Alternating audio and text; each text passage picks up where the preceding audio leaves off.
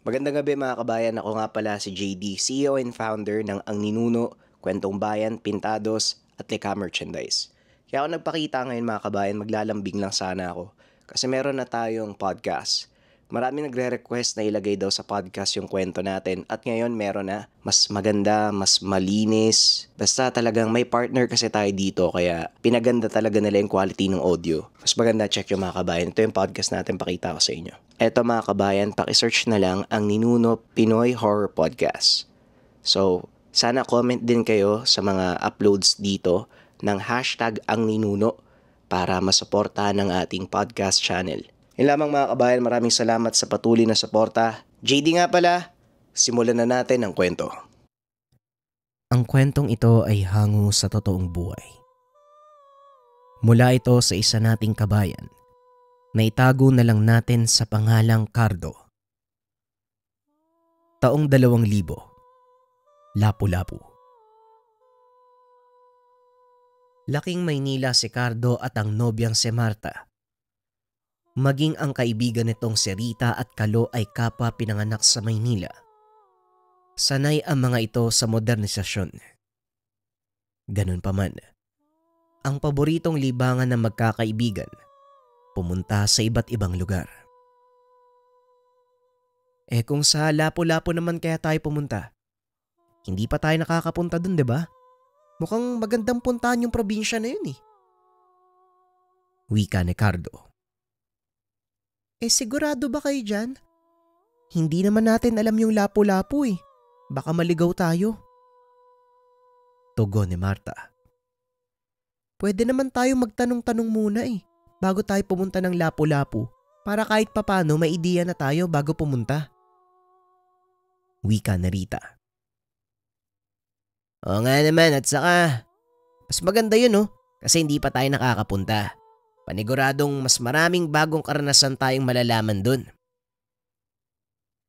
O diba sang-ayon si Kalu sa akin? Ayaw mo ba Marta?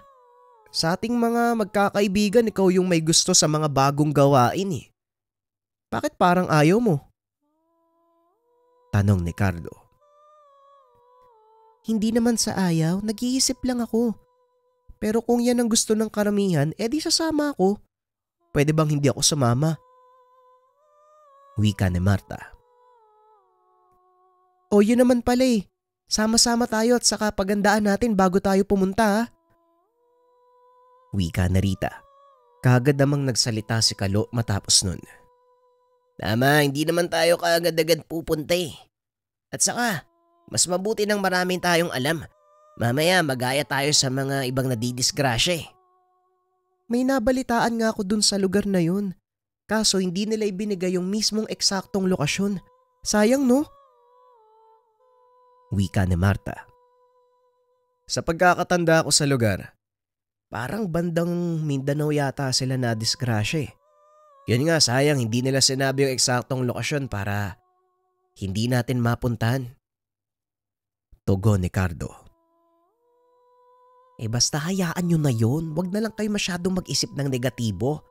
Palagi naman tayong handa kapag pumupunta sa ibang lugar, 'di ba? Basta ang sabi nung nakaraang nakausap nating matanda, 'di ba? Palagi lang dalhin yung langis na binigay niya. Kahit nga yung punyal na gawa sa sungay ng kalabaw dala-dala natin palagi.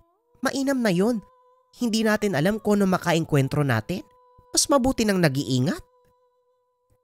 Kahit laking Maynila ang magkakaibigan, naniniwala ang mga ito sa mga kakaibang nilalang. Kaya naman sa tuwing nagpupunta ang mga ito sa iba't ibang lugar, palaging dala ang mga pangontra, panlaban sa mga iba't ibang nilalang at elemento. Palagi silang handa sa anumang panganib na paparating. Natuto sila sa mga dating paglalakbay. Matapos ang pag-uusap ng magkakaibigan, minabuti ng ayusin ang mga dapat dalhin. Mabilis ang kilos ng mga ito.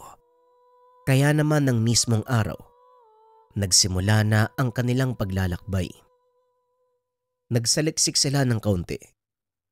Matapos ang halos buong araw ng biyahe, narating nila ang lugar ng Lapu-Lapu. Ngunit ang pagkakamali ng mga ito, wala silang matutuluyan Kaya naganap ang mga ito ng lugar kaso nga lang walang bakante. Ito yung mahirap sa ganito eh. Yung tipong gusto mo nang magpahinga. Anong gagawin natin yan? Wika ni Kalo. Teka, subukan muna nating magtanong-tanong. Baka naman kasi may alam sila, di ba? Tugon ni Rita. Mas mabuti nga yun. Doon kayo tapos dito naman kami pupunta. Magkita na lang tayo uli dito mamaya. Wika ni Marta. Tumango naman ang dalawa at nagsimula na ang mga ito na magtanong. Hanggang sa nakausap nila ang isang lalaki. Pwede ho kayong tumuloy sa amin kaso sa kabilang baryo pa yun eh. Medyo malayo dito sa bayan pero may sasakyan naman kayo, di ba? Wika ng binata. Oo, meron. Ano nga palang pangalan mo? Sandali lang antayin muna namin yung dalawang kasama. Tugon ni Cardo. Ako si Julio. Kami lang ng nanay ko naroon sa bahay. Kaya maaari kayong makatuloy doon. Kahit kailan nyo gusto, walang problema. Mabuti naman si nanay kaya paniguradong papayag yun na makituloy kayo sa bahay namin. Malawak doon. Anong oras na din, no? Mahirapan kayong maghanap ng matutuluyan. Wika ni Julio. Ilang sandali pa ang lumipas dumating na si Rita at Kalo. Sino siya? Nga pala, kahit saan kami magtanong, wala kaming mahanap na pwedeng tuluyan eh. Nakakapagod. Sakto, dito tayo sa bahay nila oh. Nga pala, si Julio. Wika ni Cardo. Natawa naman si Rita sa sinabi ng kaibigan. Ay sa wakas, may matutuluyan na tayo. Nakakapagod, nakakaloka yung biyahe natin eh. Pagod na yung pa ako kakalakad eh. Medyo malayo lang dito sa bayan yung bahay namin. Pero sakto yan, meron kayo sasakyan. Huwag kayong mag-alala. Hindi naman kami masamang tao eh. Wala hong problema, ayos na ho kami dun. Hindi naman po kami maarte eh. Sumakay ng sasakyan ng magkakaibigan kasama si Julio. Gaya ng sinabi ng binata, may kalayuan ang kanyang tahanan doon sa lugar. Nandito na tayo. Pwede niyong iwanan sa bakuran yung sasakyan niyo, hindi naman mawawala yan dyan eh. Sandali lang tatawagin ko si nanay. Kinuha ni Rita ang cellphone. Nalungkot ito dahil walang signal doon sa lugar. Wala palang signal dito. At saka parang wala ding kuryente Anong baryo ba to? Kagad nilakyan ni Cardo ng mata si Rita dahil sa mga sinabi nito. Itiko mo nga yung bibig mo. Napakatalas mamaya. Bigla na lang magalit sa atin yung mga tao dito. Paalisin pa tayo eh. Hindi ka talaga nag-iisip ano? Pasensya na. Hindi ko naman sinasadya. Sobrang pagod lang talaga. Ilang sandali ang lumipas, dumating na ang ina ni Julio. Ay, magandang araw sa inyo. Pasok kayo sa munti naming tahanan. Gabi na. Baka mahamugan kayo. Wika ni Aling Mila, nanay ni Julio. Magandang gabi po sa inyo.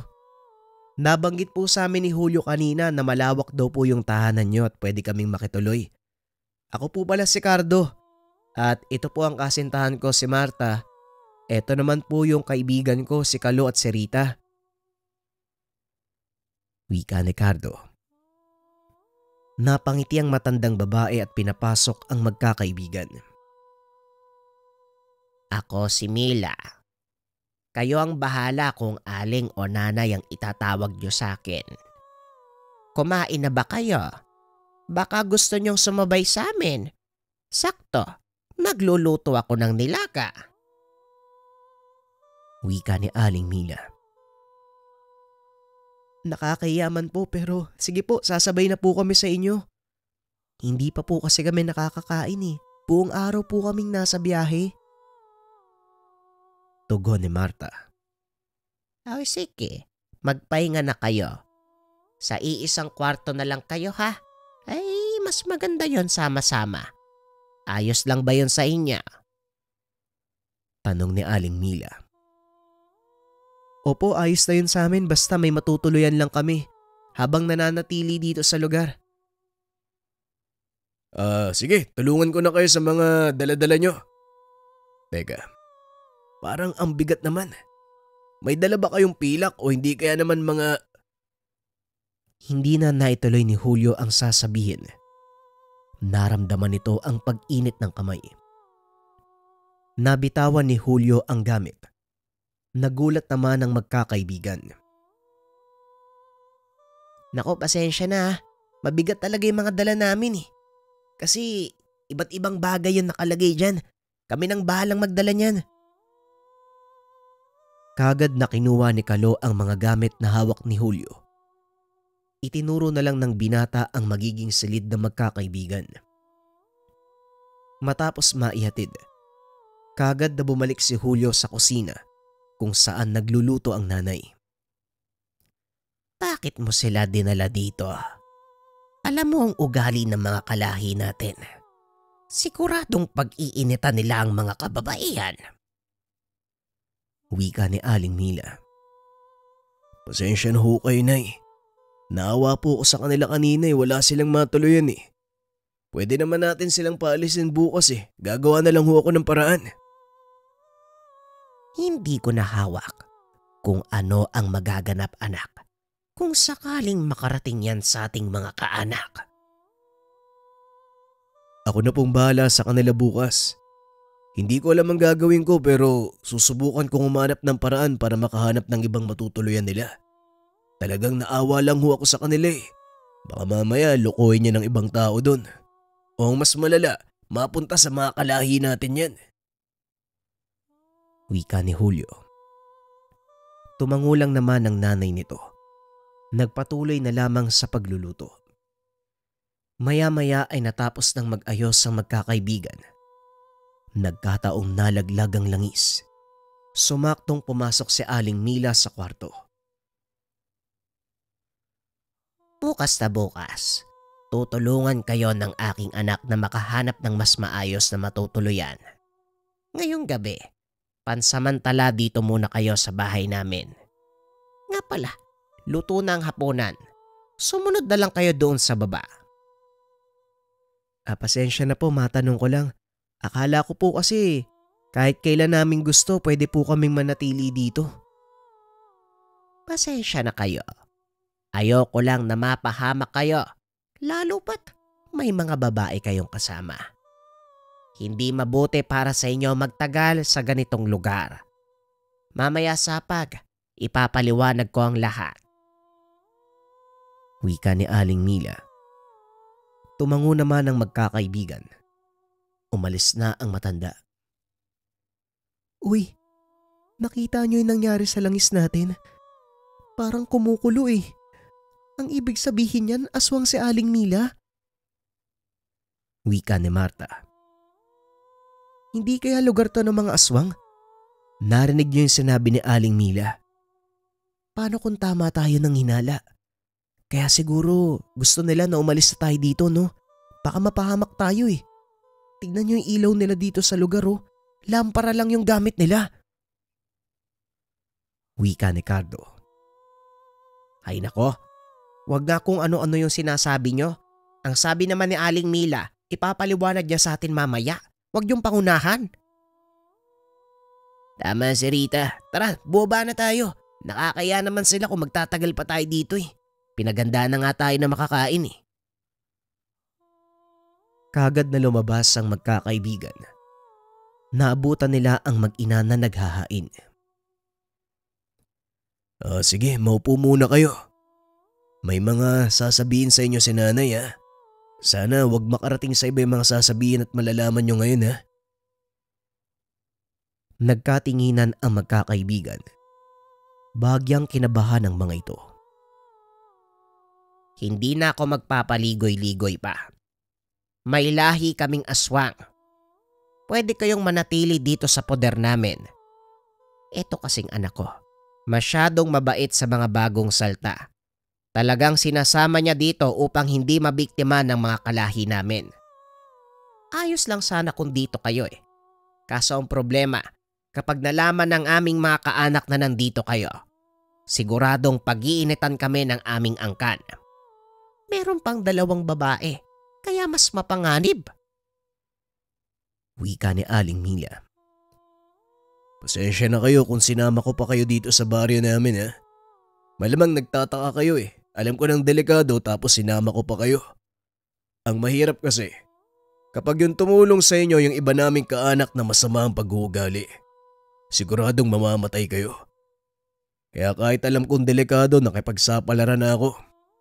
Bukas sa bukas, sasamahan ko kayo para makaalis sa dito at makahanap ng bago matutuluyan. Wika ni Julio. Ganun ba? Maraming salamat kung ganun ha. Makakaasa kayo. Hindi namin sasabihin kahit kanino kung anong meron dito. Sekreto lang namin yun, basta tuparin nyo yung sinabi nyo sa amin ha. Ayaw pa naming mamatay eh. Tugon ni Cardo. Huwag kayong mag-alala. Tumutupad kami sa mga binibitawang salita. Meron kaming natulungan noon kagaya nyo eh. Pero ang kaibahan, naligaw sila. Tinulungan namin upang makaalis sa lugar na ito. Yung mga babaeng kagaya nyo, inaalay ng aming angkan. Ginagamit ng aming pinuno para sa kanyang sarili. Wika ni Aling Mila. Kaya ho pala kumulo yung langis na dala namin. Wag ho kayo mag-alala, meron po kaming kaunting kaalaman sa pakikipaglaban. May mga nagturo na po sa amin ng mga pangontra eh. Wika ni Marta. Alam ko, naramdaman ko kanina nung binuhat ko yung mga bagay nyo. Sige na, kumain na tayo nang makapagpahinga na kayo. Mas mabuti kung magiging alerto tayo lahat. Siguradong naaamoy na kayo ni Lurio. Matalas ang radar ng kapatid ko. Pero ligtas kayo sa aming tahanan. Kaya wag na wag kayong lalabas dito nang hindi ko alam. Wika ni Aling Mila. Tumango naman ang magkakaibigan. Kahit aswang ang mag-ina, nagtiwala sila sa mga ito. Habang kumakain, napansin ni Cardo, tila ba may umaaligid doon sa lugar. Bukas ang mga bintana. Sandali lang po, hindi ba tayo magsasara ng bintana? Parang may umaaligid po dito eh. Wika ni Cardo. Kahit nariyan sila sa paligid, hindi sila papasok sa aking tahanan. Nire-respeto nila ang bawat lugar ng kanilang mga kaanak. Wika ni Aling Mila. Nakampante ang magkaibigan dahil sa sinabi nito. Matapos kumain, pumasok na sa kwarto ang magkakaibigan at nagpahinga. Ilang sandali ang lumipas. Habang mahimbing na natutulog ang mga kasama, naisipan ni Rita na lumabas ng bahay. Dala ito ng kuryosidad. Tila hindi ito naniniwala na mabait ang mag-ina. Ilang sandali pa, pagkatapak sa labas, bigla na lang may humila sa dalaga at nawalan ito ng malay. Kinabukasan nagising ang magkakaibigan. Laking gulat nila dahil wala na si Rita sa hinigaan nito. Binalot ng kaba ang magkakaibigan. Kagad na lumabas si Kalo. Ngunit ni anino ng kasintahan ay hindi na nakita. Nang makita niya si Julio ay kwinelyuhan niya ito. Hoy ikaw, saan niyo dinala si Rita? Bakit wala siya sa higaan niya? Wika ni Kalo. Teka pare, huwag ka magpadalos-dalos. Nag-aalala din kami para kay Rita. Pero huwag ka namang ganyan. Wala kaming alam ni nanay. Nagising kami bukas na ang pintuan. Kaya naalarma din kami. Nakita ang pulseras na to. Mukhang lumabas siya kagabi nang hindi nagsasabi kahit kanino sa atin. Kinuha ni Kalo ang porselas na hawak ni Julio. Kay Rita nga to. Saan nyo dinala ang kasintahan ko? Ilabas nyo siya! Kagad na inawat ni Cardo ang kaibigan. Pinasok niya ito sa loob ng tahanan. Ano ka ba, Kalo? Halata naman na wala silang alam ah. Bakit sila yung sinisisi mo? Alam mo yung ugali ni Rita eh. Hindi basta-basta naniniwala kaya malamang lumabas yun kagabi. Wika ni Marta. Walang mangyayari kung magsisisihan tayo. Kaya mas mabuti pa, alamin na lang natin kung saan pwedeng dinala si Rita bago pa mahuli yung lahat. Narinig ng mag-ina ang pag-uusap ng mga ito. Bakit ba kasi ang tigas ng ulo ng kaibigan niyo? Wala ba siyang tiwala sa amin? Ngayon hindi natin alam kung saan dinala ang kaibigan niyo. Siguradong pinagpepiestahan na siya. Wika ni Aling Mila. Di ba kalahi niyo sila? Tapos kuya mo pa. Bakit hindi ka gumawa ng paraan? Wika ni Kalo. Teka, sandali lang. May naisip akong paraan para mahanap natin si Rita. Teka, parang hindi ko gusto yung iniisip mo, Marta.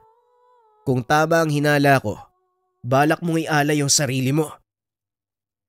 Ito lang kasi yung paraan, di ba? Nais nila ng mga kababaihan. Magkunwari na lang tayo, Aling Mila. Ialay mo ko para malaman natin kung nasaan sila. Hindi mang mga kalahi namin. Baka mas mapahamak pa kayo. May punto si Marta. Wala na rin tayong ibang pagpipilian. Mas magandang meron akong dala kapag humarap sa kapatid ko. Masyado siyang tuso. Yon ang kailangan nating pagandaan. Kahit sarili niyang kapatid, kayang-kaya niyang patayin para sa sariling interes. Sa kabilang banda, pagkamulat ni Rita, napansin niya na nakatali siya sa isang malaking puno. Napapalibutan ng dalaga ng mga kandila. Nakita nito ang isang matandang lalaki. Anong ginagawa ko dito? Nasaan ako? Sino ka? Bakit ako nakatali? Anong gagawin mo sa akin? Napakadaldal mo. Ayoko sa lahat yung putak ng putak eh. Manahimik ka kung ayaw mong maputulan ng dila. Sino ka ba kasi? Magpakilala ka. Hindi mo ako matatakot. Gusto ko ang pagiging matapang mo. Kaso lang wala sa hulog eh. Ako ang namumuno sa lugar na ito. Nag-aantay lang ako ng tamang pagkakataon para ialay ka. Nakakarende yung bunganga mo. Teka, ikaw yung sinasabi ni Aling Mila. Ikaw yung kapatid niya, hindi ba? Sa puntong iyon, nakaisip ng paraan si Rita upang makatakas sa lugar na yun. Ayos ah. Talagang alam mo ang pangalan ko. Malamang sa malamang, alam mo na rin kung ano ang ginagawa ko sa aking biktima. Yan ang problema sa aking kapatid. Masyadong mabait sa mga tao. Wala naman siyang sinabing ganun eh. Nabanggit ka lang niya. Pakiusap, pakawalan mo ko. Hindi maganda tong ginagawa mo eh. Sino ka para sabihin sa akin ang mga bagay na yan? Mas madilim pa ang ugali ko sa kadiliman ng gabi. Ang mga kagaya niyong tao hindi dapat kinakawaan. Kayo ang sumisira ng tahanan namin sa gubat. At kahit wala kaming ginagawang masama sa inyo, pilit niyo kaming tinutugis. Kaya pinanindigan ko na lang. Kung masama ang tingin sa aming mga nilalang, di kasamaan ang gagawin ko. Hindi naman ako ganun ah. Wala naman akong sinabing masama ka. Huwag mo kong idamay sa gawain ng ibang tao. Unti-unting natatanggal ni Rita ang tali sa kanyang kamay. Kaya nagpatuloy ito sa pakikipag-usap kay Lurio. Kaso nga lang dumating na si Aling Mila. Meron pa akong dala para sa'yo. Nakuha mo na palang isa sa mga regalo ko. Wika ni Aling Mila. Nagulat si Rita nang makita si Marta. Walang malay at nakatali. Masama ka din pala, Aling Mila. Nagtiwala pa naman kami sa'yo. Wika na Rita. Ilang sandali ay nagmulat na si Marta. Sumenyas ito sa kaibigan. Nang mapalingon sa paligid, naroon si Kalo at Cardo. Kasama nito si Julio. Kaya naman naunawaan na ng dalaga ang plano ng mga kaibigan. Nakisakay na si Rita. Wala kang pusong matanda ka. Akala ko pa naman tutulungan mo kami. Wika ni Marta. Ang mga kagaya naming nilalang, tumutulong kami para sa aming sarili lamang. Wika ni Aling Mila. Mabuti naman naging tuwid na ang utak mo, Mila. Ilang beses ka nang tumutulong sa mga tao. Yan ang pinakatama mong gawin. Patayin ang lahat ng naliligaw sa ating tirahan. Nasaan ang aking pamangkin? Bakit hindi mo siya kasama? Matapos magsalita ni Lurio, kagad kumilos si Julio. Buong puwersang inatake ang matanda. Tumalsik ito sa malayo. Kagad nagbago ng anyo. Ito na rin ang ginawa ng mag-ina. Patuloy nilang nilabanan ang aswang. Tumulong na rin ang magkakaibigan. Ilang sandali pa ay nakarinig sila ng pag-angil sa buong lugar. Nangangahulugan na naalarma na ang iba pang kalahi ng dalawa. Kaya naman nagsalita na si Julio. Umalis na kayo dito. Kami nang bahala ni nanay. Teka sandali lang. Hindi namin kayo pwedeng iwan. Baka kung anong mangyari sa inyo. Umalis na kayo. Masasayang ang ginawa natin kung mamamatay tayong lahat dito. Nang mga oras na yun, hindi nakinig ang magkakaibigan. Nagpasya silang tulungan ang dalawa. Ilang sandali pa ang lumipas, nasugatan si Kalo sa kanang braso. Tinulungan naman siya ni Rita. Sige na, pumunta na kayo dun sa bahay. Hindi makakapasok ang mga kaanak ni Aling Mila kapag naroon kayo. Yung binigay sa atin ng mga dating albularyo, gamitin mo para sa sugat ni Kalo. Wika ni Cardo. Kagad na sumunod ang magkasintahan. Naiwan na lang ang apat doon sa lugar. Pagod na sila, ngunit hindi pa rin tumitigil ang mga ito. Hawak-hawak ni Cardo ang punyal na naibigay sa kanya. Makalipas pa ang ilang sandali, buong puwersang sumugod si Lurio papunta sa dalawang magkasintahan. Kagad namang kumilos si Aling Mila upang harangan ang kapatid. Sa kasamaang palad, masyadong malakas ang puwersa nito. Naibaon ang kanyang kuko sa tiyan ng matanda. Alam na ni Aling Mila na ito na ang kamatayan, kaya buong puwersa niyang hinawakan ng maigpit ang kapatid. Alam na ni Julio ang ginawa ng nanay, kaya dali-daling kumilos ang binata upang sakyan sa balikat si Lurio. Buong puwersa niyang binali ang leeg nito. Hindi pa nakontento si Julio. Pinugutan niya ng ulo si Lurio. Ibinato sa ibang kaanak. Nang dahil sa ginawa ni Lurio, tila ba natigilan ang ibang mga nilalang. Si Lurio ang pinuno ng kanilang ahop.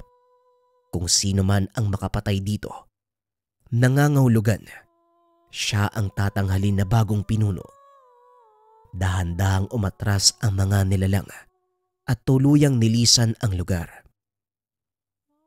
Pagkatingin ni Julio sa dalawang magkasintahan, nanlilisik ang mga mata nito na tila ba gusto silang patayin dahil sa nangyari sa kanyang nanay.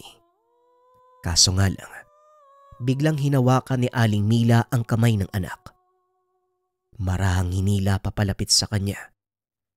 Hinawakan ito sa noo at merong binulong na kung ano. Dito na dahan-dahang bumalik sa anyong tao si Julio. Marahang kinausap ang magkakaibigan. Dinala sa tahanan. Pinayuhang umalis na sa lugar.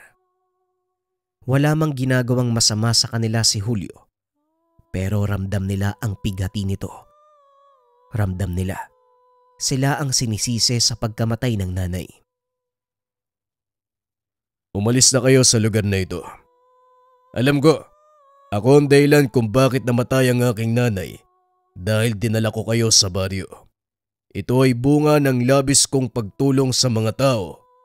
Pero kung hindi dahil sa ginawa ng isa sa kaibigan nyo, hindi mapapahamak si nanay. Kaya umalis na kayo sa lugar na ito hanggat kaya ko pang magtimpi. Wag na kayong babalik. Matapos ng kaganapang iyon, kaagad nilang nilisan ang lugar. Malaking aral ang naiwan nito sa magkakaibigan. Ang nakahiligan nilang magpunta sa iba't ibang lugar, tuluyan ang nabawasan. Hinding-hindi nila makakalimutan. Nakamuntikan silang mapatay nang dahil lamang sa nakahiligang gawain.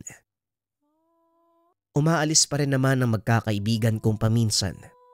Pero ang mga lugar na pinupunta nito ay yung mga lugar na ligtas at marami ang nakakapunta.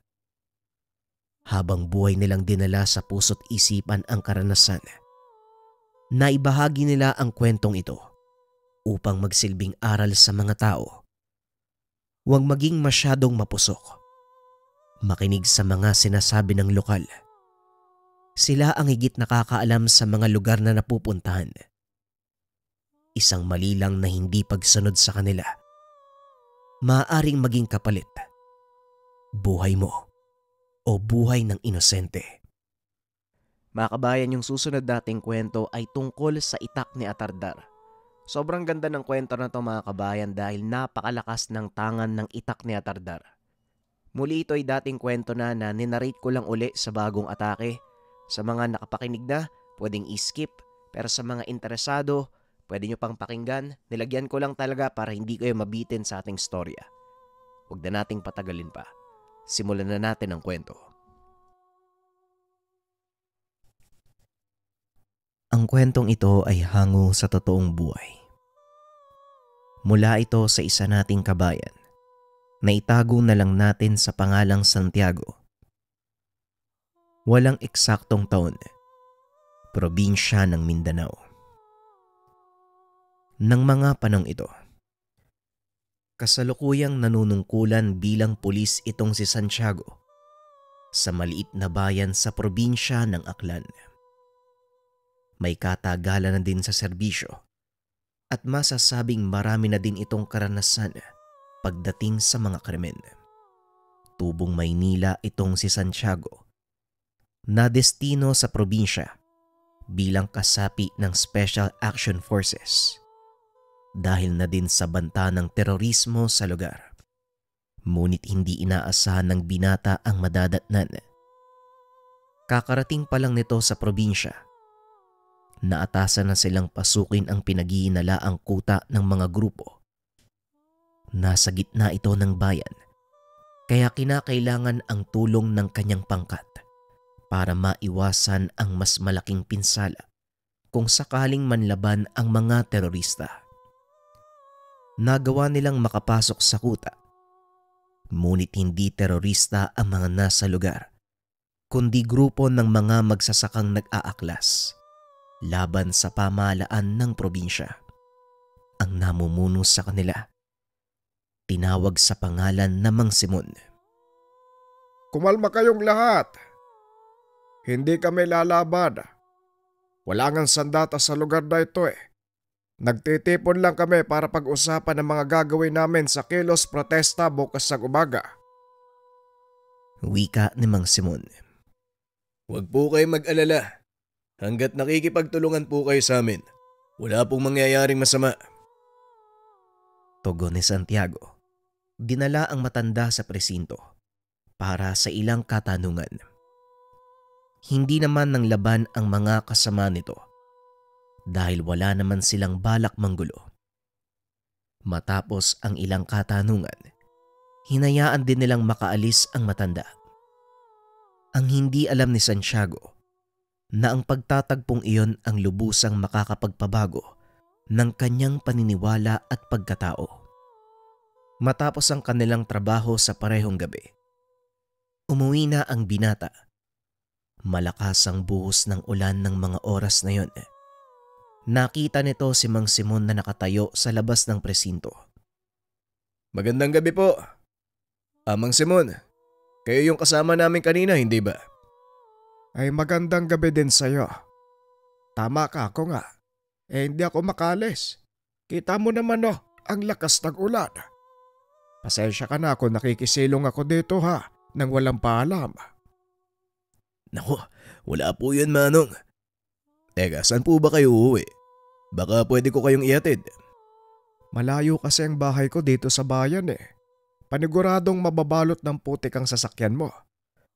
Ayos lang ako, iho. Antayin ko na lang na tumila ang ulan at doon ako maglalakad pa uwi. Ngunit nagpumilit si Santiago dahil alam niyang delikado ang daanan lalo pa pag 10 oras na ng gabi. Wala pong problema kahit madumihan yung sasakyan ko.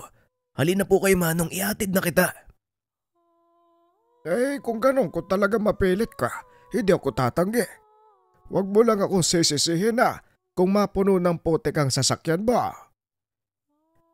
Napagtanto ni Santiago na napakabait nito. Habang nasa biyahe, hindi maiwasan ng binatang magtanong tungkol sa kung ano ang dahilan ng kanilang kilos protesta. Manong, kung hindi naman po kalabisan sa inyo, maaari ko bang malaman kung bakit kayo nagsagawa ng kilos protesta? Hindi patas ang pamamalakad pagdating sa aming mga magsasaka.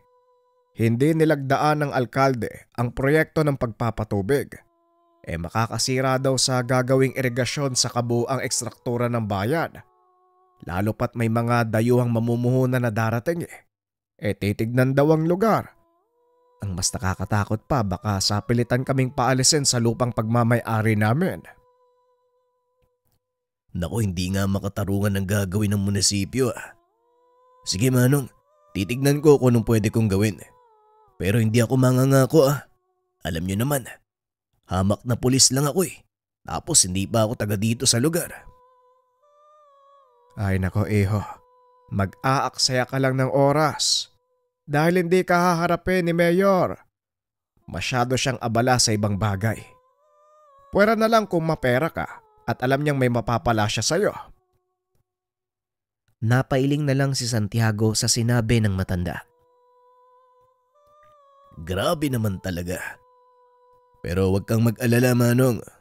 May mga kakilala ko sa Maynila na pwede makatulong sa inyo. Yun nga lang, matatagalan. Nako, iho, maraming salamat Hindi mo alam kung gaano kahalaga sa amin yung mga lupang ipinamana pa ng mga ninuno namin. Pinaglaban nila ito ng buhay nila Kaya hindi rin namin basta-basta isusuko ang lahat. Ilang sandali pa ay narating na ng mga ito ang tahanan ni Mang Simon. Inaya nito si Santiago na pumasok muna at magkape. Doon nakilala ng binata ang anak ni Mang Simon, si Elohim. Tay, andito na po pala kayo. Magandang gabi po. Sino ho yung kasama niyo? Tanong ni Elohim. Isa siyang pulis. Nagmagandang loob na ihatid ako dito dahil napakalakas ng ulan. Ay iho, ano nga pala uli ang pangalan mo? Kagad namang nagpakilala si Santiago. Maraming salamat sa paghatid sa tatay ko Ako nga pala si Elohim. Pasok po kayo, sir. Naupo ang tatlo sa lamesa. Habang nagkakape ay pinagpatuloy nila ang usapan. Napag-alaman ni Santiago na matagal ng problema ng mga magsasaka sa lugar ang patubig. Ilang beses na rin silang nasasangkot sa marahas na komprontasyon dahil maraming beses nang tinangka ng pamahalaan na paalisin sila sa lugar. Mga wala silang puso. Hindi na sila naawa sa amin. Kung hindi lang dahil kay tatay, matagal ko nang nilabanan ng mga yun Nakagad namang sinaway ni Mang Simon. Kailanman hindi naging sagot ang karahasan. Yan ang palagi kong sinasabi sa'yo. Lalo lang lalala ang gulo. Pasensya ka na, sir. Sana maintindihan mo rin yung lagay ko Hindi ko lang po maiwasang magalit. Sa tuwing naaalala ko, papaalisin kami sa sarili naming lupa. Ano ba naman yun? Ano nga bang basehan nila para gawin yun? Sinasabi ng pamahalaan na matagal na daw naibenta sa kanila ang lupang sinasaka namin. Wala kaming kalam-alam. Hindi rin sila makapagpakita ng mga papeles na talagang nabenta nga ang lupain. Ganun po ba, Manong? Huwag po kayo mag-alala.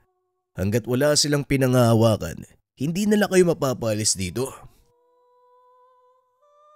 Yan na nga ang problema, sir eh. Ginagamit pa nila ang mga terorista para takutin kami. Ang ilan sa mga kababaryo namin nag-aalisa na dahil sa banta ng mga terorista. Hindi mo rin kami masisisi kung sakaling maisipan naming lumaban. Hindi akalain ni Santiago na ganun kalala ang problema ng mga residente sa lugar. Matapos makipag-usap, kagad nang nagpaalam ang binata. Pagdating nito sa opisina, kinausap niya ang kasamang pulis na ang pangalan ay Anton. Anton, may tatanong ako sa'yo. Pero wala dapat makaalam ha? Maliwanag ba? Teka, parang kinakabahan ako sa tanong na yan eh. Ano ba yun? Tanong ni Anton. May alam ka ba sa gulong nangyayari sa pagitan ng mga magsasaka at ng munisipyo? Bigla namang tumingin sa paligid si Anton. Hinila palabas ng presinto si Santiago. Payo lang, Santiago ha. Huwag ka nang makisali. Mahirap kalaban si Mayor. Teka, sandali lang. Hindi ko naman kinakalaban si Mayor ha. Nagtatanong lang naman ako kung may alam ka sa mga nangyayari. Kasi, ano ba? Matagal nang sigalot yan eh. Ang totoo, simula nang maupo si Mayor Esperon, nagsimula nang magakla sa mga magsasaka. Hindi ko alam yung buong pangyayari pero sa pagkakarinig ko, may mga pinapatay na magsasaka si Mayor eh. Yung nakaraang taon lang pero syempre, ayoko maniwala. Mahirap na no? Ganun ba? Kung may patayang naganap, siguradong merong investigasyon. Sino naman ang naitalaga? Yan pa ang isang misteryo sa kasong to. Walang record ng mga nangyari. Kalokohan naman yata yung sinasabi mo, Anton. Paanong mangyayaring may patayan pero walang anumang ebidensya ng mga naganap? Ang hinala ko, sir, pinagtakpan ng mga nasa taas ang nangyari. Hindi na nga nakita yung pamilya ng biktima eh. Dito na tumibay ang hinala ni Santiago na talagang may anomalyang nagaganap. Pagsapit ng hapon, bumalik ang matanda sa tahanan ni Mang Simon. Tila pinag-adya ng tadhana dahil habang papalapit ito sa bahay ng matanda, namataan ni Santiago ang ilang armadong kalalakian. Dali-dali nitong kinuha ang baril na nasa likod ng sasakyan. Akmang bababa na sana ito nang mapansin siya ng isa sa mga kalalakian. Kagad itong lumapit sa kotse. Binuksan ni Santiago ang pinto ng sasakyan. Hindi naka-uniforme ang binata, kaya hindi kagad nakilala ng mga kalalakian na isa siyang pulis. Ngunit nang mapansin ng mga ito ang dalang baril ng binata, dali-daling bumalik ang lalaki. Pinaulanan ng bala si Santiago. Maswerteng nakapagtago ang binata sa pinto ng sasakyan. Ngunit hindi pa rin ito nakaligtas. Tinamaan sa kanang balikat si Santiago. Hindi naman ito makagante ng putok dahil may mga kabayan sa paligid na maaaring madamay. Ilang sandali pa ay huminto na ang putukan. Nang sumilip si Santiago ay wala na ang mga kalalakian. Dali-dali itong tumayo. Pinuntahan si Mang Simon. Nakahinga ito ng maluwag dahil hindi napahamak ang matanda. Kalmado pa itong nakaupo sa atangan ng tahanan. Aba, mukhang malala ang tama mo ah. Halika, gamutin natin yan.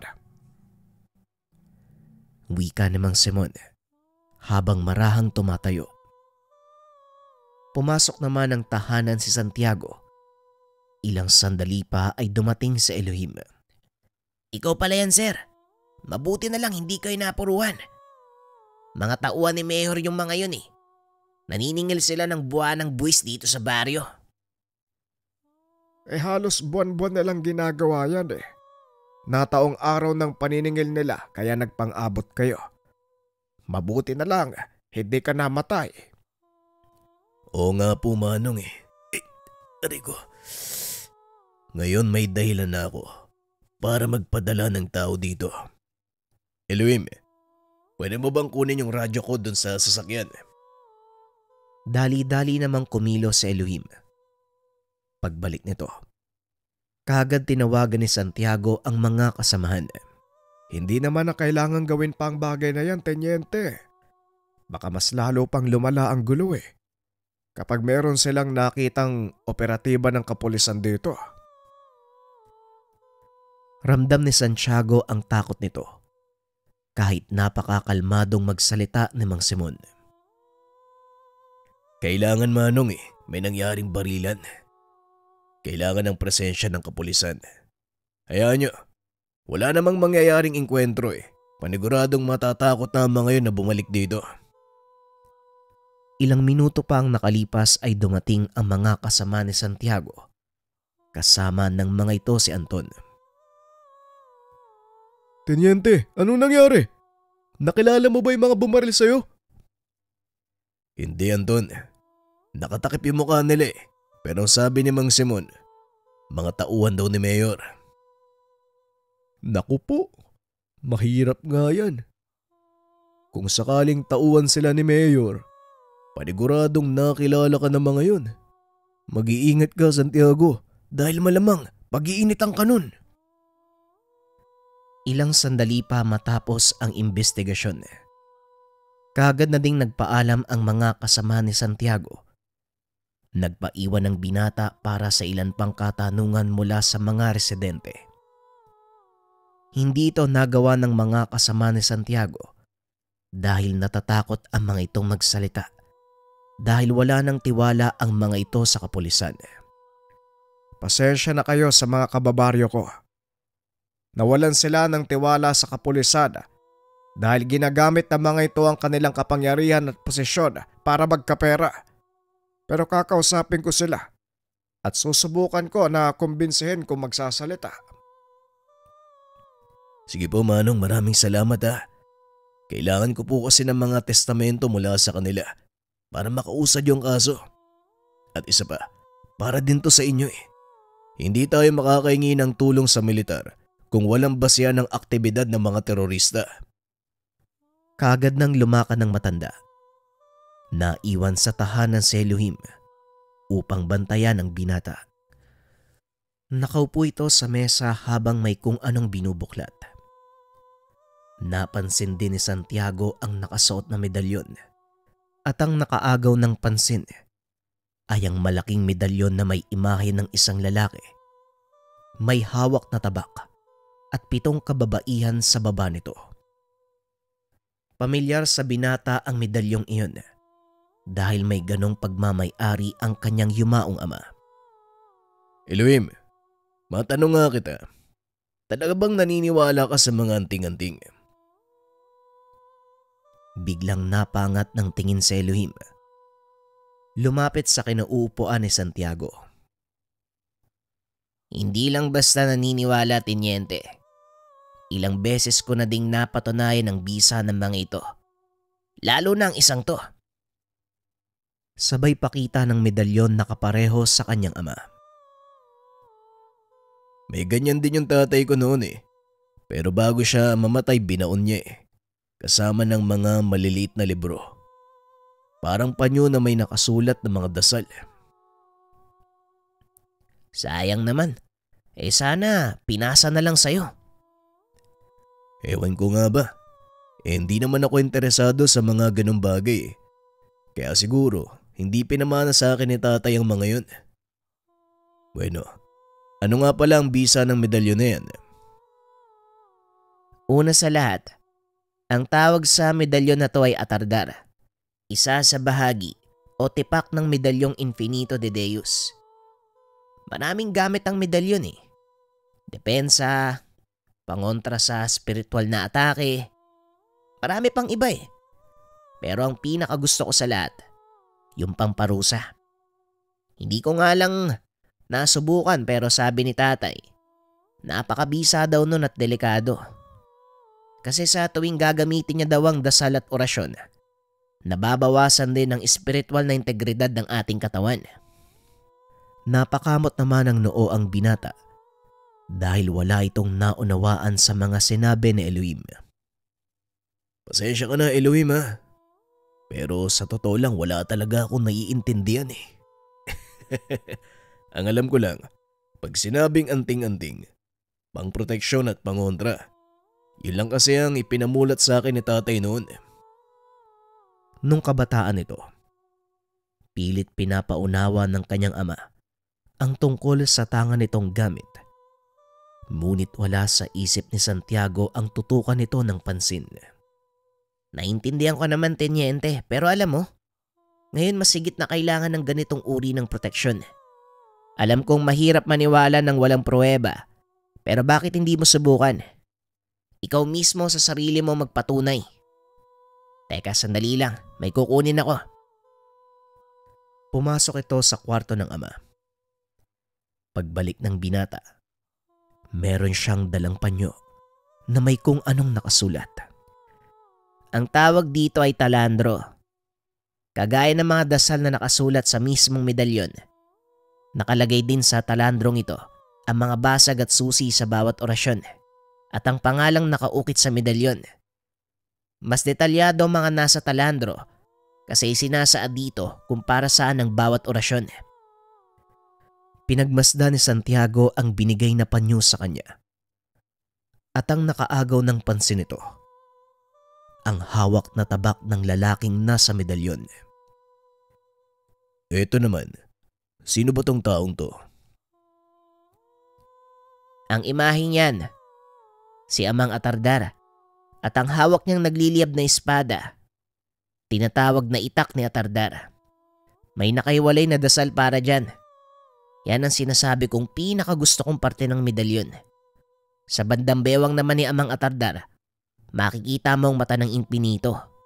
Yan naman ang simbolo ng walang hanggang kapangyarihan ng Diyos. At doon sa bandang ibaba ay ang 7 birhenes. Sila naman ang nagbibigay suporta sa Amang Atardar.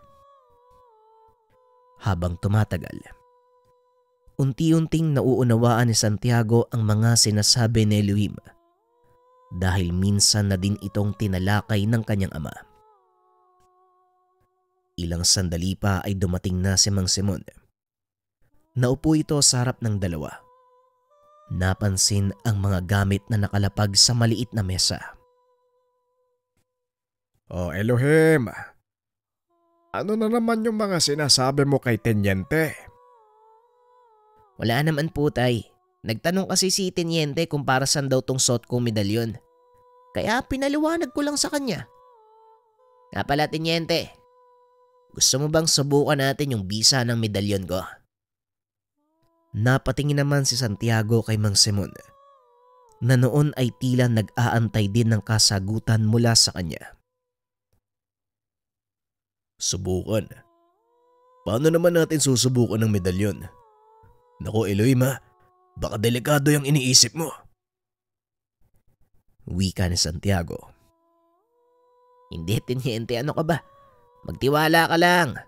Walang mangyayaring masama sa gagawin natin. Tama sa Elohim, Tenyente. Magtiwala ka lang sa kanya. Pag-uusap ng tatlo. Kagad pumunta ang mga ito sa likod ng tahanan. Nagtaka si Santiago kung bakit siya dinala ng dalawa doon. Mabuti naman dala mo ang iyong baril. Yan ang gagamitin natin para subukan ng kakayahan ng medalyon ni Elohim. Ikaw mismo ang gagawa nun, Tenyente. Napalingon ito kay Elohim na noon ay nag-uusal ng kung anong mga dasal. Matapos ay nagtanggal ito ng damit pang itaas. Hinubad din ng binata ang ilan pang suot na medalyon. Ang tanging naiwan ang medalyon ng atardar. Tumayo ito sa harap ng binata, inilahad ang katawan, habang nakadipa at nag-uusal ng mga dasal. Sige na, Tenyente. Subukan mong barilin si Elohim. Nalabis namang ikinagulat ni Santiago. Ano? Barilin? Naihibang ka na ba, Manong? Bakit ko naman babarilin yung anak mo? Magtiwala ka lang. Isa pa, hindi ba gusto mong mapatunayan ang bisa ng medalyon? Ito na ang pagkakataon. Sige na, barilin mo si Elohim. Sa hindi malamang dahilan, tila may kung anong nag-udyok kay Santiago, nabunutin ang kanyang sandata at itutok ito kay Elohim. Nanginginig ang mga kamay nito at sa kauna-unahang pagkakataon, nakaramdam ng takot si Santiago. Kinalabit ni Santiago ang gatilyo, ngunit hindi pumutok ang baril. Muli niya itong kinasa at pinaputok. Kaso nga lang ganun pa rin ang nangyari. Ginawa niya ito ng makailang ulit, pero ayaw talagang pumutok ng baril. Ano bang nangyayari dito? Ano bang problema ng baril na to? Kahapon lang nagamit ko pa to eh. Walang problema ang baril mo, Tenyente. Sige, subukan mong paputukin sa lupa. Sinunod ito ni Santiago. Laking gulat nito nang biglang pumutok ang baril. O ngayon, sige, iputok muli kay Elohim. Ginawa ni Santiago ang sinabi nito. Ganun pa din ang nangyari. Hindi gumagana ang baril kay Elohim. Anong nangyayari? Manong, bakit hindi pumuputok ang baril ko pag nakatutok kay Elohim? Yan ang bisa ng suot kong medalyon. Hindi gagana sa akin ng anumang sandata. Ngayon, Tenyente, naniniwala ka na ba? Teka, Manong, may sa demonyo ba yung suot ni Elohim? Tumawa ng malakas ang matanda. Muling nag-ayang pumasok ng tahanan. Hindi, Tenyente. Ang nangyari ay manifestasyon ng kapangyarihang nakapaloob sa medalyon ng atardar. Ang tawag namin sa kalamang ito, lihim na karunungan. Ito ay mga aral na hindi alam ng karamihan. Ang ilan sa mga ito, nakalathala sa Biblia, ngunit hindi alam ng mga tawang totoong halaga nito. At para mas lalong malinawan si Santiago, tinuloy nito ang pagsasalaysay. Ayon sa matanda, ang Biblia ay naglalaman ng mga kasulatan o testamento ng mga naganap nung unang panahon. Kadalasan sa mga ito, naglalahad ng mga gawain ng Diyos at ng kanyang mga propeta. Nalikha ang Biblia bilang patunay sa mga kaganapang iyon. At sa tulong ng mga propeta at apostoles, nabuo ang mga kasulatan na mismong ang Diyos Ama ang nagsabi o gumawa. Karamihan dito ay ang mga himalang naganap, kagaya ng sinabi ng propeta tungkol sa pagdating ng anak ng Diyos, ang mga gawa ni Kristo, at marami pang iba. Ayon sa matanda, may ilang aklat na hindi inalakip sa orihinal na Biblia dahil ang mga ito ay nagtataglay ng mga dasal o lihim na hindi pwedeng matuklasan ng mga tao. Ngunit ganun pa man, may ilang tao ang nagawa itong masilip at mapag-aralan. Ito ngayon ang ginagamit at tinatawag natin na lihim na karunungan ng Diyos. Paano naman po yung mga albularyo, Manong? Dito ba din sila kumukuha ng kaalaman sa panggagamot? Oo, Tenyente. Ang mga dasal na nakapaloob sa lihim na karunungan, kadalasan tinatawag na buhay na salita, ang pinag-ugatan naman ng mga kakayahan ng isang manggagamot. Maya-maya pa ay tumayo ang matanda at muling pumasok sa kanyang silid.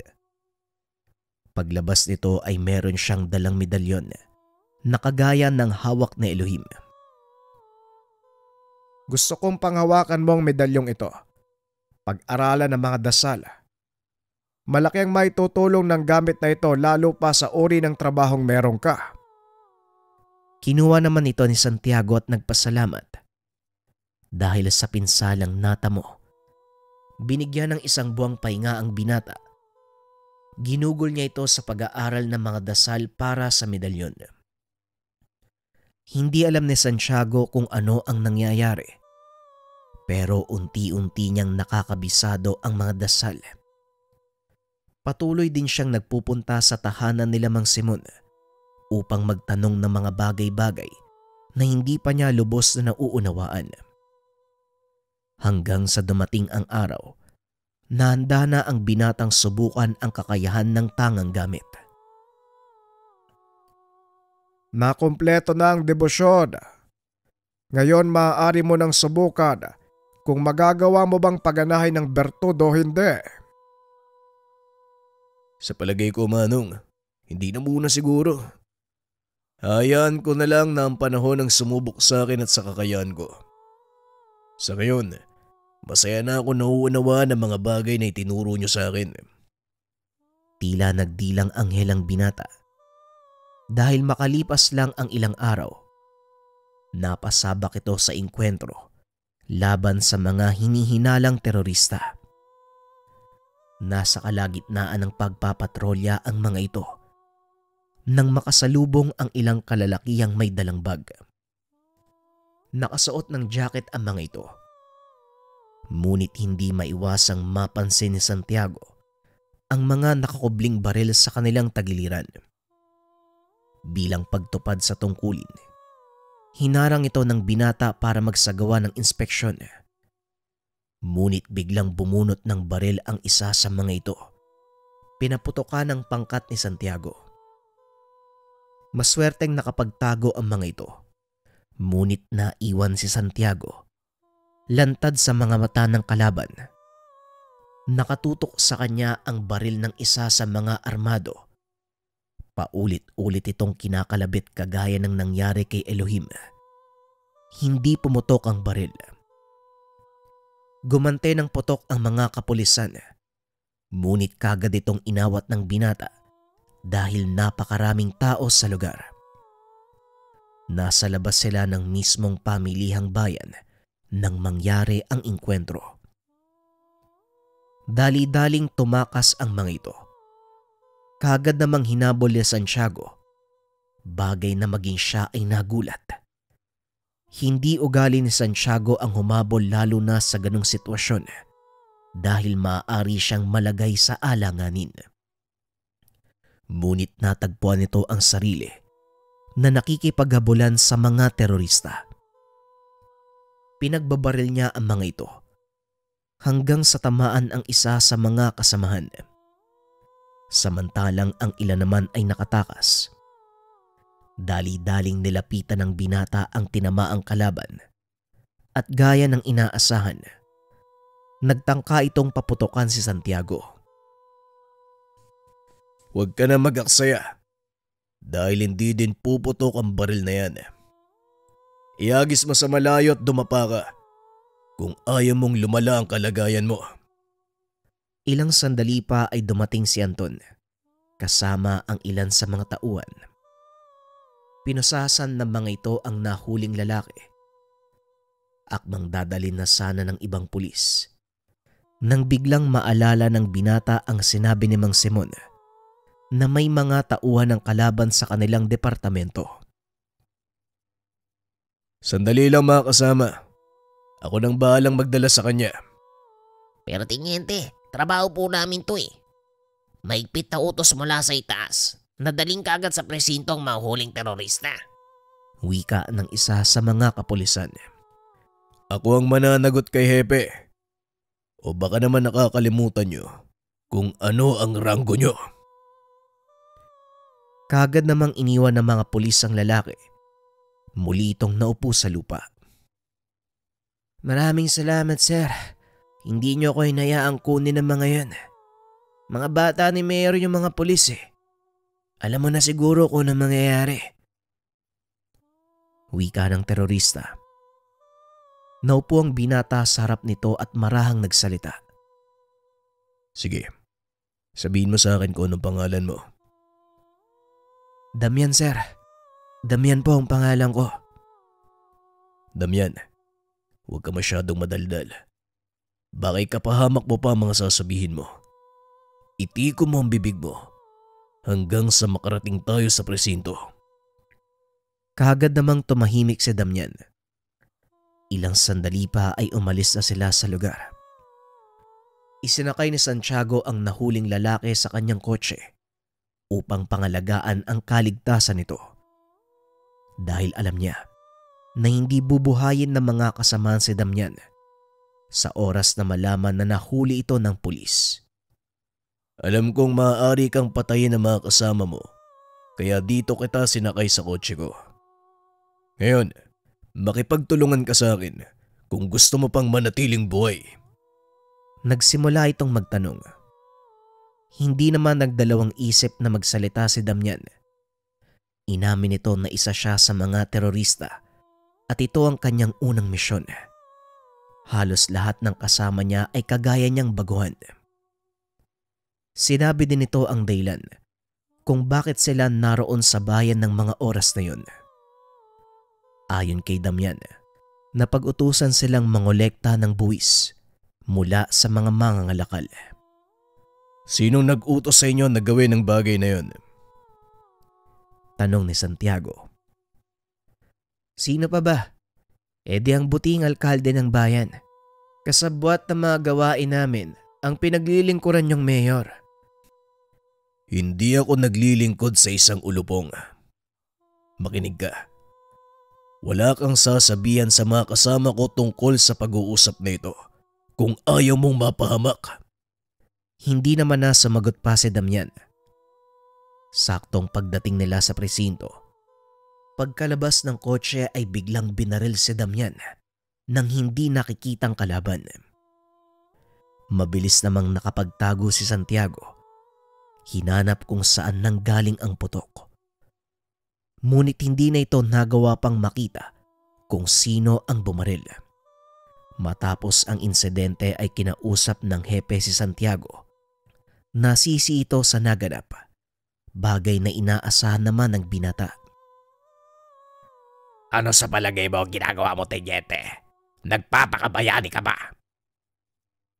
Tanong ng hepe. Ginagawa ko lang kung ano ang sa tingin kong tama, hepe. Ngunit may mga bagay talaga na hindi natin kontrolado. Ay nako, ang mabuti pa magpahinga ka muna. Kakabalik mo lang sa serbisyo, gumagawa ka na naman ng kalokohan. Suspendido ka ng 1 linggo. Huwag ka munang magpapakita sa presinto. Wika ng hepe. Tumangulang si Santiago. Kaagad na lumabas ng silid. Sinalubong naman ito ni Anton. Kumusta? Anong nangyari? Ano pa ba ang aasahan mo? Eh di suspension na naman. Tugon ni Santiago. Ay naku, sinasabi ko na nga ba eh. Hindi ko alam kung natatakot si Hepe na madamay o baka naman umiiwas lang dahil paniguradong sasabunin ka ni Mayor sa nangyari.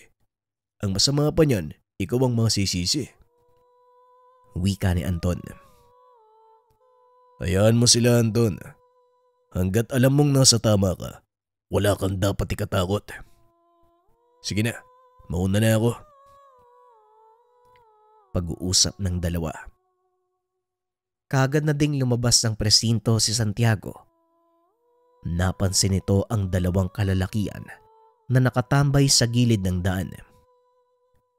Pinili ng binatang maglakad sa halip na sumakay ng kotse. Gaya ng inaasahan, sinundan siya ng mga ito. Naglakad ang binata papunta sa lugar nang wala masyadong tao. Dahil alam niyang magkakaroon ng komprontasyon. Hindi nga ito nagkamali. dahil nang huminto si Santiago sa isang bakanteng lote. Kagad siyang pinigilan ng mga ito sa paglalakad. Huminto ka, tenyente, kung ayaw mong mapahamak.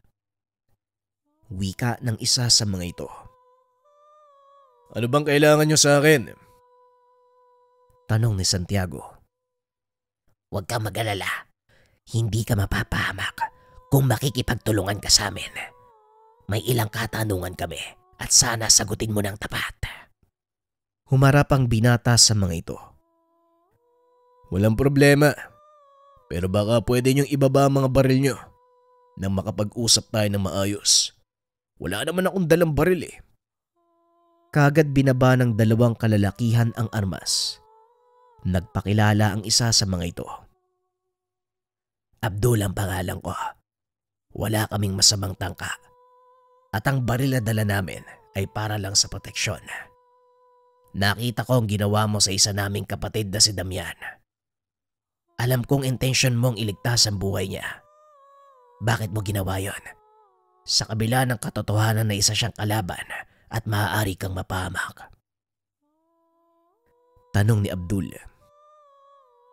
Isa akong pulis. Tungkulin kong pangalagaan ang kapakanan ng nakararami. Mapakriminal o inosente. May karapatang ipagtanggol ang sarili sa korte. Pasensya na kayo kung hindi ko nagampanan ng maayos ang tungkulin ko at namatay si Damian. Wika ni Santiago. Wala kang dapat hingin ng tawad. Para sa amin, dakilang sakripisyo ang ginawa ni Damian. Ang tanging mali lang ng taong yon, nakipagsabwatan nito sa ilan naming tiwaling kasapi. At ang nais kong malaman mula sa iyo, kung kakampi ka ba namin o kaaway. Napangiti si Santiago sa tanong ni Abdul. Ngunit bilang respeto, sinagot niya ito ng buong katapatan. Kung ituturing niyo akong kaaway, kaaway niyo ako. Pero kung kaibigan ang tingin niyo sa akin, ganun din ang magiging tingin ko sa inyo. Huwag kayo mag-alala. Hanggat hindi kayo gumagawa ng anumang hakbang laban sa pamahalaan, mananatili akong kaibigan. Wika ni Santiago. Hindi kami kagaya ng inaakala mo, tenyente. Ang tanging pinaglalaban namin, kapayapaan. Wala kaming balak na manggulo. Nadadamay lang kami sa mga maling gawa ng mga tiwali naming kasama. Matapos magsalita ni Abdul, kagad na itong nagpaalam. Nakainga ng maluwag ang binata dahil ang buong akala nito magkakaroon na naman ng bakbakan. At dahil wala namang magawa ang binata, pinili nitong puntahan si Mang Simon. Ngunit laking gulat ni Santiago nang makita ang ilan sa mga tauhan ng mayor sa baryo ng matanda. Armado ang mga ito ng matataas na kalibre ng baril. Sugatan na din ng ilan sa mga taga-baryo. Marahang lumapit ang binata para makiusyoso. Napag-alaman nito na nagbibigay na ng palugit ang alkalde sa mga tao para umalis. Hindi nagpahalata ang binata. Inantay nitong magsialisan ang mga tao at saka kinausap si Mang Simon. Tenyente, anong ginagawa mo dito? Hindi ba may trabaho ka? Tanong ni Mang Simon. Yun na nga manong eh. Nasuspindi na naman ako eh. Kaya ito pumunta ako sa inyo. Pero hindi ko inaasahan na ito pa ang makikita ko. Tugon ni Santiago. Nagbigay na ng palugit si Mayor. Nagbanta siya na kung hindi kami aalis sa lugar, marami ang mapapahamak. Wika ni Mang Simon. Handang lumaban ang ilan sa mga kababaryo, pero hindi kami sasapat, kaya kailangan namin ng tulong. Wika ni Elohim. Walang saysay kung lalaban kayo, Elohim. Maaaring gamitin ni Mayor ang kapangyarihan niya at humingi ng tulong sa militar. Maraming pwedeng mangyari, kaya hanggat maaari, umiwas kayo sa karahasan. Pag-uusap ng tatlo. Pagsapit ng gabi, hindi maalis sa isipan ni Santiago ang mga sinabi ng matanda. Pinili nitong doon manatili sa baryo para mapagplanuhan kung anumang hakbang na pwede niyang gawin. Hanggang sa sumagi sa isip nito si Abdul. Kinabukasan nagpaalam ang binatang bababa sa bayan. Hindi naman na nagtanong pa si Mang Simon. Pagdating sa bayan, sinubukan nitong hanapin si Abdul. Ngunit sa kasamaang palad, nabigo siyang makita ang mailap na rebelde. Ang sunod nitong pinuntahan, ang kasamahang si Anton, na noon ay nasa kalagitnaan naman ng panananghalian. Ang sama mo talaga dumating ano? Nanananghalian yung tao eh. Ano bang kailangan mo, Tenyente? Wika ni Anton. Alam mo ba kung saan ko matatagpuan ang kuta ng mga rebeldeng Moro? Tanong ni Santiago. Ano na naman yan? Ano na naman gagawin mo? Tanong ni Anton.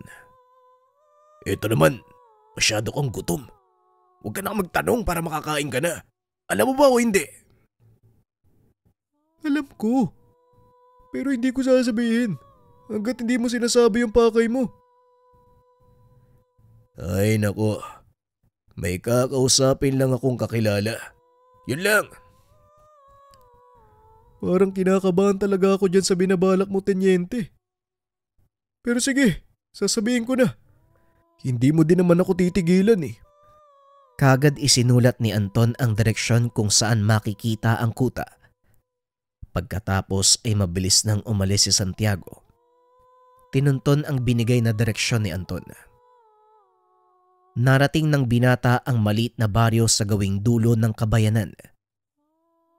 Ngunit taliwas ito sa inakala niyang tanawin. Maraming nakatira sa lugar. May mga bata at kababaihan. Wala din siyang nakitang mga armadong kalalakihan o kahit sinong may hawak na baril. Habang papasok ang binata, sinalubong ito ng pagbati mula sa mga taga-baryo. Naghahanap ang binata ng pamilyar na muka, ngunit wala siyang makita. Hanggang sa nilapitan nito ng isang lalaki, tinutukan ng baril sa tagiliran. Hinila siya papasok ng kubo at doon niya nakita si Abdul. Maligayang pagdating sa aming baryo, Tenyente. Pasensya ka na kung hindi maganda ang pagsalubong ko sa iyo. Nag-iingat lang ako. Alam mo namang mainit kami sa mata ng mga militar. Anong sadya mo dito? Tanong ni Abdul. Pinaliwanag ng binata ang pakay nito. Nung una ay hindi pa pumayag si Abdul dahil ayaw nitong makigulo sa pamahalaan. Ngunit dahil sa pag-uudyok ng ilang nakakatanda, napapayag din ito ng binata. Maraming salamat kaibigan. Tatanawin ko itong malaking utang na loob. Wika ni Santiago. Huwag ka magpasalamat kaibigan. Ginagawa ko lang kung anong utos sa akin ng mga nakakatanda. Humayo ka. Huwag kang dadaan sa landas sa pinanggalingan mo. Umikot ka pababa sa burol na yan. Mas mabilis ang ruta para makarating sa kabayanan. Tugon ni Abdul. Kagad namang umalis ang binata. Bumalik ito sa baryo nila Mang Simon upang ibalita ang nangyari. Magandang balita nga yan, Tenyente. Kailangan balaan ng mga kababaryo. Ililikas namin ang mga kababaihan at matatanda. Wika ni Mang Simon. Sasabihan ko naman ng ilan sa mga kasama natin para makapaganda sila. Wika ni Elohim. Matapos ang usapan, hinanda ni Santiago ang mga kagamitan. Gumawa sila ng barikada paikot ng bayan para harangin ang mga tauhan ng mayor. Matapos ang paghahanda, Salitang nagbantay ang mga taga-baryo. Nasipat naman ni Santiago ang maandap-andap na ilaw mula sa kabundukan. Isa itong senyales na nakapwesto na ang pangkat ni Abdul. Kinabukasan, dumating na ang mga tauhan ng alkalde. Napansin ni Santiago ang isang magarang sasakyan. Bumaba mula dito ang isang lalaking nakasuot ng magandang damit. Napapaligiran ito ng mga alalay. May mga kasama itong militar. Swerteng tinakpan ni Santiago ang kanyang muka dahil ilan sa mga naroon, mga kasama niya. Hinanap nito si Anton. Kaagad namang natagpuan kaya pasimpleng sumenya si Santiago para makilala siya ng kaibigan. Sinabihan din ni Anton ang mga tauhan ni Santiago na kasama siya ng mga magsasaka. Kaagad naman nilang nasipat ang tenyente. Nakumpirma ni Santiago na ang taong bumaba ng magarang sasakyan, ito ang mayor. Doon pa lang niya nakita ang mukha nito dahil malimit itong magpakita sa mga tao. Kayo ang nagdala nito sa sarili nyo. Ilang beses ko na kayong binalaan pero nandito pa rin kayo. At mukhang lalaban pa, ano? Sa palagay nyo, may magagawa kayo mga magsasaka. Tanong ng mayor. Alam kong makapangyarihan ka, Mayor. At wala kaming magagawa laban sa inyo. Pero pasensya na. Hindi namin pwedeng iwanan ng lupaing pinamana sa amin ng mga magulang namin. Wika namang Simon. Kung ganun, buo na ang loob niyong kalabanin ako. Huwag niyo akong sisisihin sa mangyayari. Binalaan ko na kayo. Mga bata, ubusin niyo lahat yan. Wika ng alkalde. Kaagad nagsipag-angatan ng baril ang mga tauhan nito. Maging ang ilan sa mga kasapi ng hukbo ng militar. Maliban sa mga tauhan ni Santiago. Kaagad naman itong napuna ng alkalde. Kaya sinita niya ang mga ito. Ano sa palagay niyo ang ginagawa niyo? Hindi kayo susunod sa utos ko. Alam niyo bang mabigat na parusa ang rebelyon? Wika ng mayor. Pasensya na, Mayor. Pero susunod lang kami sa superior eh. At wala po siya dito. Kaya hindi rin po kami kikilos. Wika ni Anton. Kung ganon, nasaan ang taong namamahala sa inyo? Tanong ng alkalde. Nandito ako, Mayor.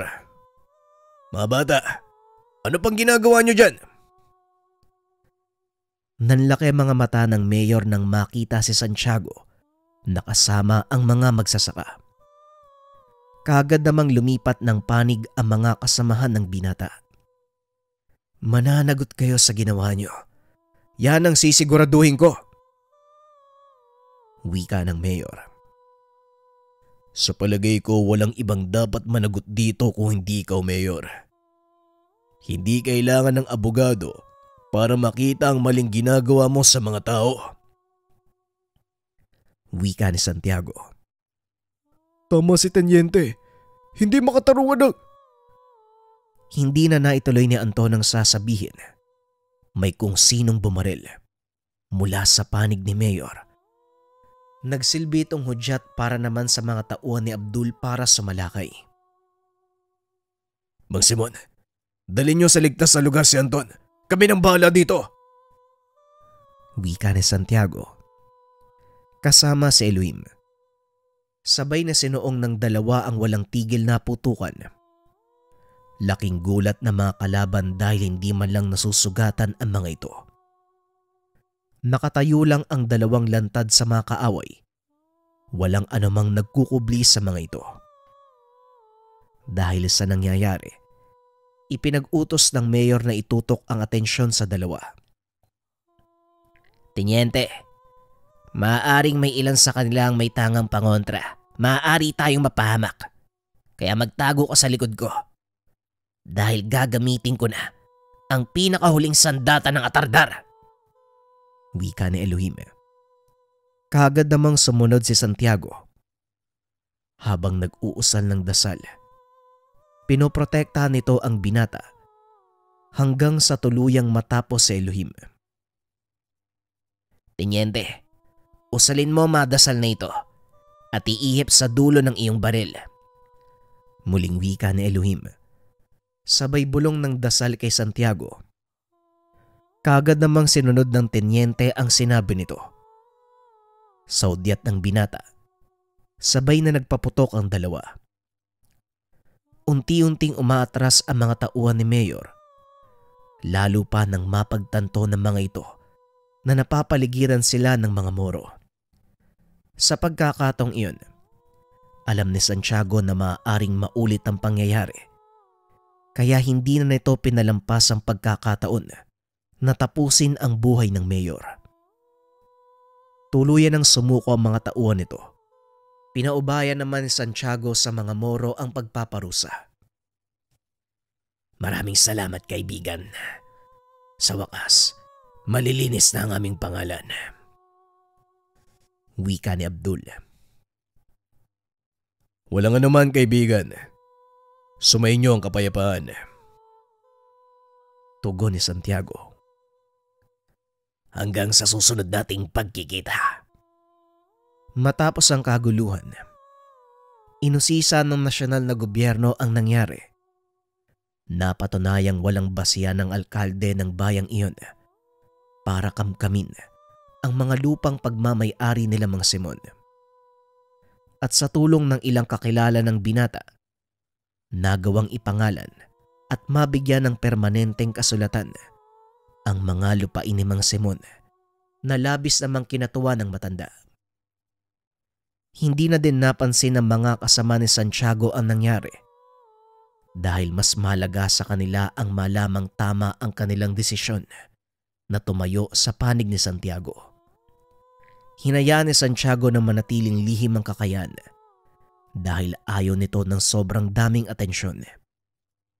Kagaya ni Mang Simon at Elohim na ang gusto lamang ay tahimik na pamumuhay. Makalipas ang 1 taon, lalo pang nadagdagan ang mga nagawa ng binata sa bayang iyon. Katagalan, itinaas ang kanyang ranggo bilang bagong hepe ng bayan. Pinili din ang binatang doon na permanenteng manirahan kasama ang kanyang sariling pamilya. Naging makabuluhan para sa kanya ang lahat ng pangyayari dahil yon ang naging simula ng panibagong buhay para kay Santiago. Sa pagdaan ng panahon, naisipan ni Santiago na magretiro sa pagiging pulis. Dahil permanenteng residente na siya ng bayan, inudyokan nito ng mga taong tumakbo bilang alkalde.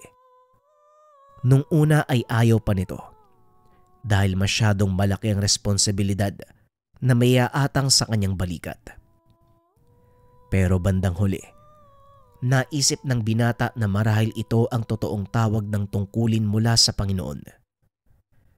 Nanalo bilang alkalde ng bayan si Santiago dahil wala namang kumalaban sa kanya. Alam ng lahat ang nagawang kabutihan nito, pati na rin ang pagmamahal sa bayan. Kaya walang pagdadalawang isip na binoto ng mga tao. Sa kabila ng naging tagumpay, ni minsan, hindi nakaligtaan ng binata ang totoong dahilan kung bakit niya narating ang ganong antas. Ito ay dahil sa lakas ng tabak ng Atardar. Ngunit nakuha niya ang lahat ng ito nang dahil sa pagmamahal sa mga tao.